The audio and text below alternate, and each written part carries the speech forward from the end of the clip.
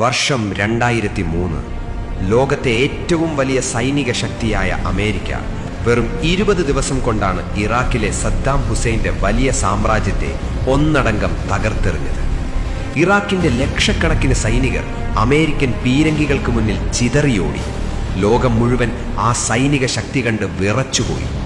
എന്നാൽ ഇതേ അമേരിക്ക ഇറാന്റെ തൊട്ടടുത്തുള്ള ഇറാൻ എന്ന രാജ്യത്തേക്ക് തിരിയുമ്പോൾ കഴിഞ്ഞ 40 വർഷങ്ങളായി ഒരൊറ്റ കാര്യം മാത്രമേ ചെയ്യുന്നുള്ളൂ: വെറും ഭീഷണിപ്പെടുത്തൽ.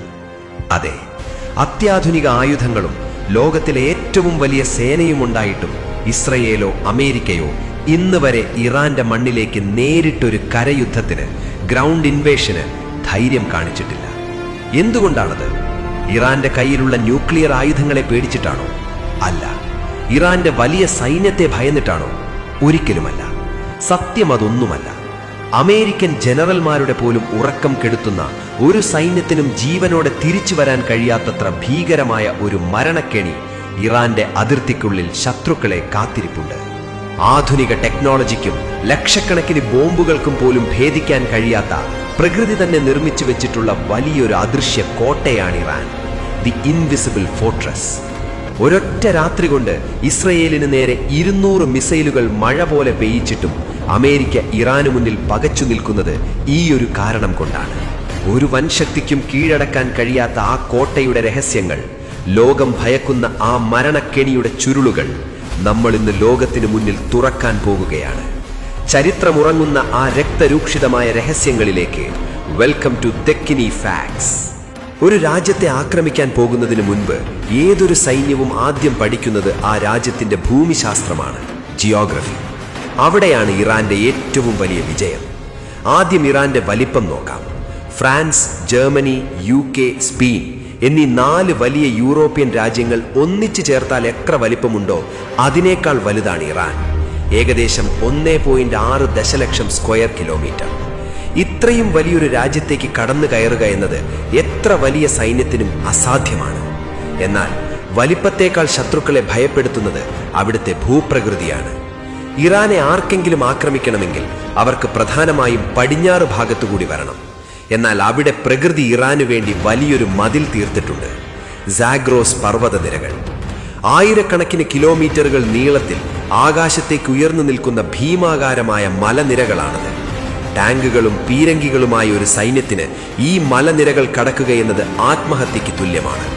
ഈ മലയിടുക്കുകളിൽ ഒളിച്ചിരിക്കുന്ന ഇറാനിയൻ സൈന്യത്തിന്റെ മിസൈലുകൾക്കും സ്നൈപ്പറുകൾക്കും ശത്രുക്കൾ വെറും ഇരകൾ മാത്രമായിരിക്കും.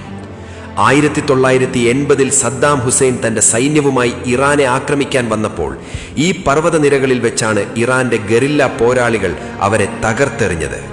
ഇതൊരു ടാങ്ക് ശവപ്പറമ്പാണ്. ശരി, വൻ ശക്തികളായ അമേരിക്കയോ ഇസ്രയേലോ അത്യാധുനിക ടെക്നോളജി ഉപയോഗിച്ച് ഈ പർവ്വതനിരകളെല്ലാം മറികടന്ന് ഇറാന്റെ ഉള്ളിലേക്ക് പ്രവേശിച്ചു എന്ന് തന്നെ ഇരിക്കട്ടെ. എങ്കിൽ അവർ ആ രാജ്യത്തെ കീഴടക്കുമോ? ഇല്ല. കാരണം പർവ്വതങ്ങൾ കടന്നു വരുന്ന ശത്രു സൈന്യത്തെ കാത്തിരിക്കുന്നത് അതിനേക്കാൾ ഭയാനകമായ മരണമാണ്. ഇറാന്റെ നടുവിലായി സ്ഥിതി ചെയ്യുന്നത് ലോകത്തിലെ തന്നെ കഠിനമായ 2 വലിയ മരുഭൂമികളാണ്: ദഷ്ത് ഇ കവീർ, ദഷ്ത് ഇ ലുട്ട്. കടുത്ത ഉപ്പുവെള്ളം വറ്റി വരണ്ടുണ്ടായ മരുഭൂമികളാണിവ. വേനൽക്കാലത്ത് ഇവിടത്തെ ചൂട് 70 ഡിഗ്രി സെൽഷ്യസ് വരെ എത്താറുണ്ട്. ചൊവ്വാഗ്രഹത്തിൽ യുദ്ധം ചെയ്യുന്നതിന് തുല്യമാണിത്. ഈ അഗ്നികുണ്ഡത്തിലൂടെ തങ്ങളുടെ ടാങ്കുകളുമായി മുന്നോട്ടു പോകാൻ ലോകത്തെ ഒരു പട്ടാളത്തിനും കഴിയില്ല. വാഹനങ്ങൾ കേടാകും, സൈനികർ മരിച്ചു വീഴും. അഫ്ഗാനിസ്ഥാനിൽ അമേരിക്ക നേരിട്ടതിനേക്കാൾ വലിയൊരു ദുരന്തമായിരിക്കും അത്. ശരി, പ്രകൃതി തീർത്ത ഈ കോട്ടകളെല്ലാം മാറ്റി നിർത്തിയാൽ ഇറാൻ സ്വന്തമായി നിർമ്മിച്ചു വെച്ചിട്ടുള്ള വലിയൊരു പ്രതിരോധമുണ്ട്: ഭൂഗർഭ മിസൈൽ നഗരങ്ങൾ. അമേരിക്കയുടെയോ ഇസ്രയേലിന്റെയോ എയർഫോഴ്സിനെ വായുവിൽ നേരിടാൻ തങ്ങളുടെ പഴയ ഫൈറ്റർ ജെറ്റുകൾക്ക് കഴിയില്ലെന്ന് ഇറാന് നന്നായി അറിയാം. അതുകൊണ്ട് അവർ തങ്ങളുടെ ആയുധപ്പുരകൾ മുഴുവൻ ഭൂമിക്കടിയിലേക്ക് മാറ്റി. ഇറാന്റെ പർവ്വതങ്ങൾക്ക് താഴെ 500 മീറ്ററിലധികം ആഴത്തിൽ കൂറ്റൻ തുരങ്കങ്ങൾ നിർമ്മിച്ചു. ശത്രുക്കളുടെ എത്ര വലിയ ബോംബുകൾ വീണാലും ഭൂമിക്കടിയിലെ ഈ രഹസ്യ നഗരങ്ങളെ ഒന്നും ചെയ്യാൻ കഴിയില്ല. ഇസ്രയേലിന്റെ കയ്യിലുള്ള ഭീമാകാരമായ ബങ്കർ ബസ്റ്റർ ബോംബുകൾക്ക് പോലും ഇത്രയും ആഴത്തിൽ തുളച്ചു കയറാൻ ശേഷിയില്ല. ഈ ഭൂഗർഭ താവളങ്ങളിൽ നിന്നാണ് ഇറാൻ തങ്ങളുടെ ബാലിസ്റ്റിക് മിസൈലുകൾ വിക്ഷേപിക്കുന്നത്.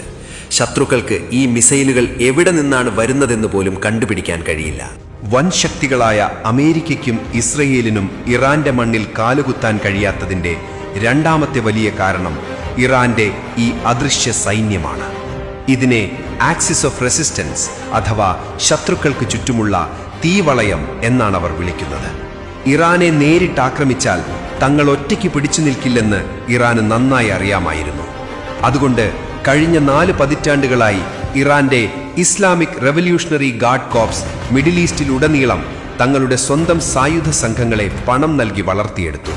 ലെബനനിലെ ഹിസ്ബുള്ള, യമനിലെ ഹൂത്തികൾ, ഗാസയിലെ ഹമാസ്, സിറിയയിലെയും ഇറാഖിലെയും മറ്റു സായുധ മിലീഷ്യകൾ. ഇറാനിലേക്ക് ഒരു അമേരിക്കൻ അല്ലെങ്കിൽ ഇസ്രായേലി പട്ടാളക്കാരൻ കടന്നു കയറിയാൽ അന്ന് തുടങ്ങും ലോകം കണ്ടതിൽ വെച്ച് ഏറ്റവും വലിയ സർവനാശം.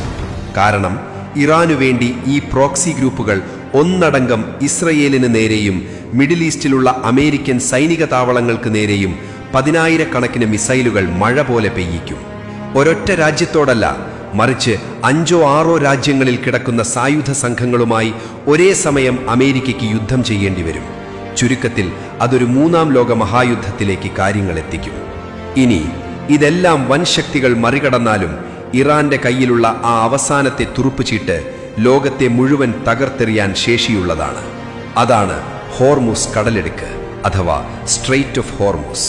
പേർഷ്യൻ ഗൾഫിനെയും അറബിക്കടലിനെയും ബന്ധിപ്പിക്കുന്ന വളരെ ഇടുങ്ങിയ ഒരു കടൽപാതയാണിത്. ലോകത്ത് ഉൽപ്പാദിപ്പിക്കുന്ന എണ്ണയുടെ 20 മുതൽ 30% വരെ ദിവസവും കൊണ്ടുപോകുന്നത് ഈ ചെറിയ കടലിടുക്കിലൂടെയാണ്. ഇതിന്റെ ഒരു ഭാഗം പൂർണ്ണമായും ഇറാന്റെ നിയന്ത്രണത്തിലാണ്. തങ്ങളെ ആരെങ്കിലും ആക്രമിച്ചാൽ ഈ ഹോർമുസ് കടലിടുക്ക് എന്നേക്കുമായി അടച്ചുപൂട്ടും എന്ന് ഇറാൻ പലവട്ടം ലോകത്തിന് മുന്നറിയിപ്പ് നൽകിയിട്ടുണ്ട്. കടലിൽ 1000-കണക്കിന് മൈനുകൾ നിക്ഷേപിച്ചും തങ്ങളുടെ കൊച്ചു സ്പീഡ് ബോട്ടുകൾ ഉപയോഗിച്ചും അവർ ആ വഴിവരുന്ന എണ്ണക്കപ്പലുകളെ തകർക്കും. അതോടെ ലോകത്തേക്കുള്ള എണ്ണ വിതരണം അവിടെ നിലയ്ക്കും. ഒറ്റ ദിവസം കൊണ്ട് പെട്രോളിന്റെയും ഡീസലിന്റെയും വില സാധാരണക്കാരന് ചിന്തിക്കാൻ കഴിയാത്തത്ര മുകളിലേക്ക് പോകും. അമേരിക്കയുടെയും യൂറോപ്പിന്റെയും സമ്പദ് വ്യവസ്ഥകൾ ചീട്ടുകൊട്ടാരം പോലെ തകർന്നു വീഴും. ഈ ഒരു സാമ്പത്തിക തകർച്ചയെ അമേരിക്കയ്ക്ക് പോലും താങ്ങാൻ കഴിയില്ല. അവസാനമായി ഇറാന്റെ ജനങ്ങൾ. ഇറാഖിലോ അഫ്ഗാനിസ്ഥാനിലോ അമേരിക്ക കണ്ടതുപോലെയല്ല ഇവിടുത്തെ കാര്യങ്ങൾ. 8 കോടിയിലധികം ജനങ്ങളുള്ള വലിയൊരു രാജ്യമാണ് ഇറാൻ. അവിടുത്തെ ഭരണകൂടത്തോട് പല ജനങ്ങൾക്കും വലിയ വിയോജിപ്പുകൾ ഉണ്ടാകാം. അവർ പലപ്പോഴും സർക്കാരിനെതിരെ സമരം ചെയ്യാറുമുണ്ട്. എന്നാൽ പുറത്തുനിന്നൊരു രാജ്യം തങ്ങളെ ആക്രമിക്കാൻ വന്നാൽ ആ 8 കോടി ജനങ്ങളും ഒറ്റ മനസ്സോടെ അവർക്കെതിരെ തിരിയും. കാരണം 1000-കണക്കിന് വർഷങ്ങളുടെ ചരിത്രമുള്ള ആ വലിയ പേർഷ്യൻ സാമ്രാജ്യത്തിന്റെ പിൻഗാമികളാണ് ഇറാന്റെ ജനങ്ങളെന്ന വലിയൊരു ദേശീയ ബോധം അവർക്കുണ്ട്. തങ്ങളുടെ രാജ്യത്തേക്ക് കടന്നുവരുന്ന അധിനിവേശകർക്കെതിരെ പോരാടാൻ അവിടെ ആയുധമെടുക്കാൻ തയ്യാറുള്ള കോടിക്കണക്കിന് യുവാക്കളുണ്ട്. ഇപ്പോൾ നിങ്ങൾക്ക് മനസ്സിലായി കാണും എന്തുകൊണ്ടാണ് അമേരിക്കയും ഇസ്രയേലും ഇറാനെ നേരിട്ടൊരു യുദ്ധത്തിന് വെല്ലുവിളിക്കാത്തത് എന്ന്. പ്രകൃതി തീർത്ത വലിയ പർവ്വതങ്ങൾ, വരണ്ടുണങ്ങിയ മരുഭൂമികൾ, ഭൂമിക്കടിയിലെ മിസൈൽ നഗരങ്ങൾ, ലോകത്തെ വിറപ്പിക്കുന്ന പ്രോക്സി സൈന്യങ്ങൾ, പിന്നെ ലോക സമ്പദ് വ്യവസ്ഥയെ തകർക്കാൻ കഴിയുന്ന ഹോർമുസ് കടലിടുക്കും.